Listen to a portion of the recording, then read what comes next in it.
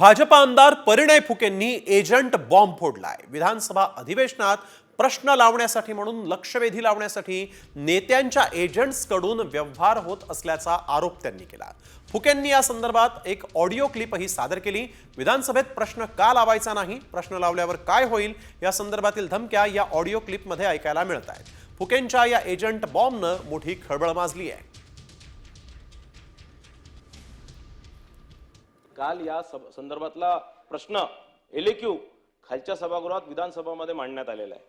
त्या प्रश्न मांडण्याच्या दिवसाच्या 2 दिवसाआधीचे काही ऑडिओ क्लिप, काही फोनवरच्या संभाषणाच्या, काही त्या या राईस मिलर्सच्या ऑफिसमध्ये काही एजंट टाइपचे जे लोक आहेत हे प्रश्न का लावायचं नाही किंवा लावल्यावर काय होणार किंवा अशा प्रकारच्या धमक्या देण्याचं व्हिडिओ क्लिप माझ्याकडे आहे। ते मी आज माननीय गृहमंत्र्यांना, माननीय मुख्यमंत्र्यांना या संदर्भातली सूचना दिलेली आहे। कुटुंबांना जे तांदूळ जाते ते निकृष्ट दर्जाचे जातं आणि ह्या बाबतीमधले कुठलीही हलगर्जी ही सहन केली जाणार नाही।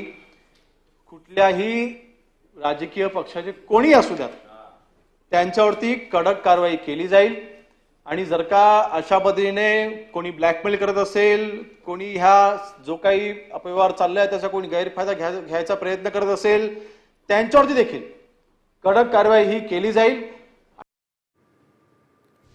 दरम्यान संबंधित ऑडिओ क्लिप मुख्यमंत्री फडणवीसांकडे दिल्याची माहिती आमदार परिणय फुकेंनी साम टीव्हीला दिली। तर फुकेंनी दिलेल्या पुराव्यांची चौकशी करणार असल्याचं आश्वासन मुख्यमंत्री देवेंद्र फडणवीसांनी दिलं आहे। गडचिरोली जिल्ह्यातील राईस मिल्सच्या विरोधात ही लक्षवेधी लावण्यात आली होती आणि त्या लोकांना सांगण्यात आलं होतं की लक्षवेधी किंवा एलक्यू न लावण्याकरता यांच्याकडनं, या राईस मिलर्सकडनं पैशांची मागणी केली होती आणि त्या राईस मिलर्सला धमकावण्यात आलं होतं आणि या संदर्भातले ऑडिओ क्लिप आणि व्हिडिओ क्लिप्स माझ्याकडे आहे आणि मी ते काल या लक्षवेधी लागण्याच्या आधीच माझ्यापर्यंत आली होती। ही या लक्षवेधीचं सगळे जे ऑडिओ क्लिप्स आणि व्हिडिओ क्लिप्स हे माननीय फडणवीस साहेबांकडे मी दिलेले आहेत आणि ते निश्चितच याच्यावर कारवाई करणार।